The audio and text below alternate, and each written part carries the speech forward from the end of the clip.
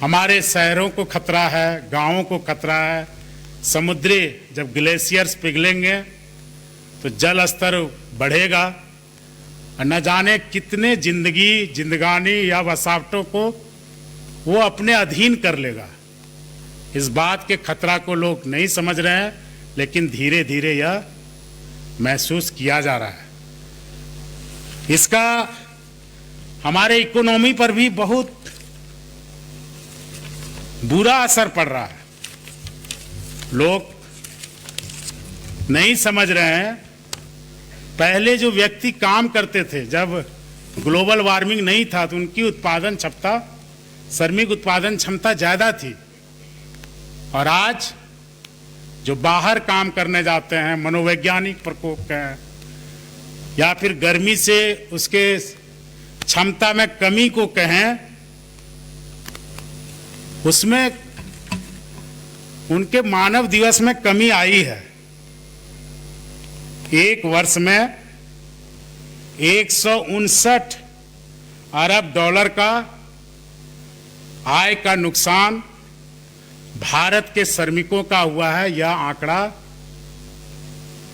आपसे संबंधित विभाग ने दिया है। और जलवायु परिवर्तन पारदर्शिता रिपोर्ट 2022 के अनुसार एक वर्ष में 167 अरब श्रमिक घंटों का नुकसान हुआ, जो 90s के दशक के तुलना में 39% ज्यादा था। बताइए, इन सब अप्रत्यक्ष, अपरोक्ष, अदृश्य कारणों से हम अनभिज्ञ हैं, जिसे लोगों के बीच इन्हीं कार्यक्रमों से जागरूक करने की जरूरत है। हम आप सभी आला अधिकारी से जो सामने बैठे हुए हैं और मंचासीन है, एक आग्रह करेंगे कि 40,000 इवेंट और ये सब काम, हम थोड़े से मुकाम पर तो पहुंचते हैं, लेकिन जन जन लोग इससे आज भी नहीं जुड़ पा रहे हैं। कुछ कमी हमारे में है, कुछ हमारे इच्छा शक्ति में है, और कुछ जो जागरूकता जिस लेवल पे होनी चाहिए, सबके सहयोग, पर्यावरण बचाने की जिम्मेदारी सिर्फ वन विभाग या पॉल्यूशन कंट्रोल बोर्ड की नहीं है। यह यहाँ के इस राज्य के 3 करोड़ 40 लाख जनता का भी कर्तव्य है। इसे मिशन के रूप में मनाने का जरूरत है। और माननीय मुख्यमंत्री जी का यही सपना है। आप सोचिए उनका विजन कि आप एक पेड़ लगाओगे तो 5 यूनिट बिजली फ्री दूंगा। ये कितनी बड़ी बात उन्होंने शहरों के लिए कह दी कि आप एक हरा पेड़ लगाइए, आपको 5 यूनिट बिजली हम कम देंगे, फ्री में देंगे। लेकिन इस अभियान से कौन जुड़ा? कोई एक व्यक्ति आता कि मुख्यमंत्री जी के घोषणा का लाभ लेते हुए हमने फ्री में बिजली उपयोग किया, 200 यूनिट का हमें जरूरत है तो 40 पेड़ लगा दिया। आज तक कोई भी सामने नहीं आया। तो यदि आप नेता को मानते हैं तो सामने ताली बजाने से नहीं मानना हुआ। उनके दिए गए वचन को, उनके किए गए घोषणाओं को अमल में, धरातल में लाने में यदि हम अपने आप को स्थापित करें तो आपका भी नाम हो जाए, सरकार और माननीय मुख्यमंत्री जी के विजन का भी काम हो जाए। विभाग का ही कोई आदमी सामने आता कि साहब आपने जो घोषणा किया, हमने उसका भरपूर लाभ लेते हुए हमने पर्यावरण को भी सपोर्ट किया और अपना जो खपत है उसको भी कम किया। तो ऐसे उदाहरण सत्य प्रकाश जी, मनोज जी, ऐसे लोग समाज में जरूर आएंगे जो इन मूल्यों को, इन चीजों को स्थापित करके एक दिया से हजारों दिया जलाने का काम करेंगे। आज के डेट में यदि हम अनुपम मिश्र जी को नहीं याद करें, तो ये संगोष्ठी अधूरा रह जाता है। अनुपम मिश्र जी, जिनका किताब आज भी खरे हैं तालाब, बड़ी ही मार्मिक किताब है।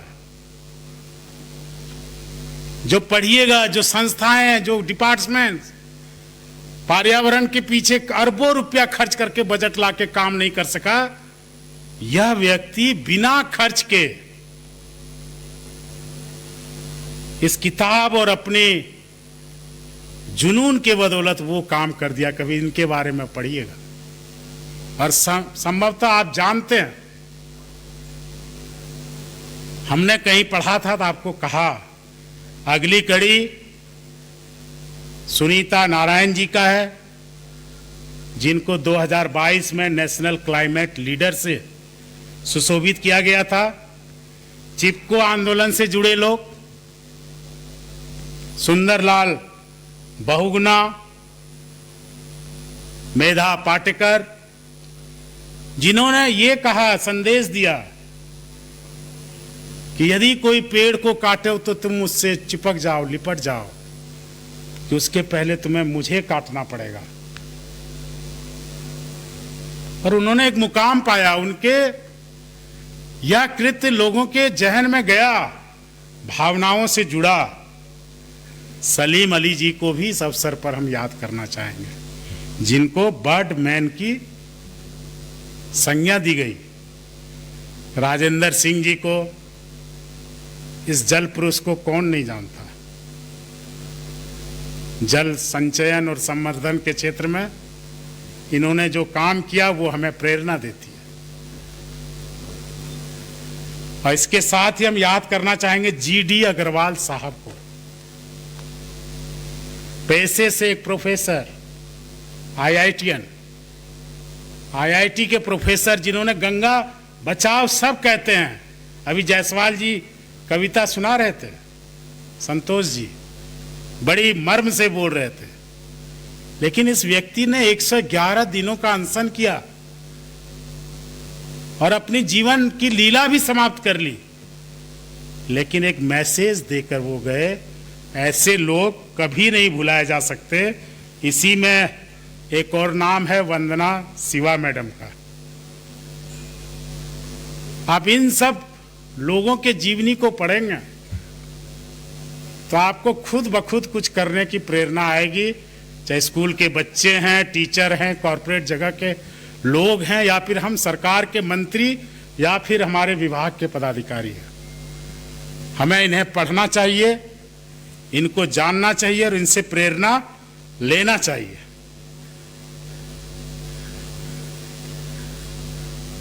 आने वाले दिन में यदि कोई देश, कोई राज्य, कोई व्यक्ति इस महत्व को नहीं समझता है तो उसको आने वाले दिन में समझना ही पड़ेगा। 20वीं सदी में 200 वर्षों के मानव के विकास ने इस प्रकृति का, ऊपर वाले के अनुपम कृति का जो दोहन और शोषण किया है, उसको हर हाल 21वीं सदी के मध्य तक हमें बैलेंस करना है। यही हमने संकल्प लिया है और इसमें आप सबको, हम सबको सहभागी बनना है। वो यह संकल्प है, एक लाइन, कार्बन तटस्थता, नेट कार्बन उत्सर्जन शून्य करना है। और यह तभी संभव हो सकता है जब सभी लोग मिलकर इस संकल्प को लें।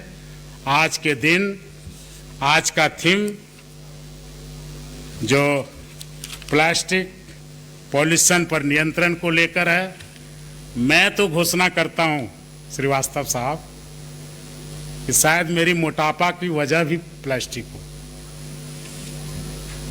जंक फूड सारे प्लास्टिक पैकेज में,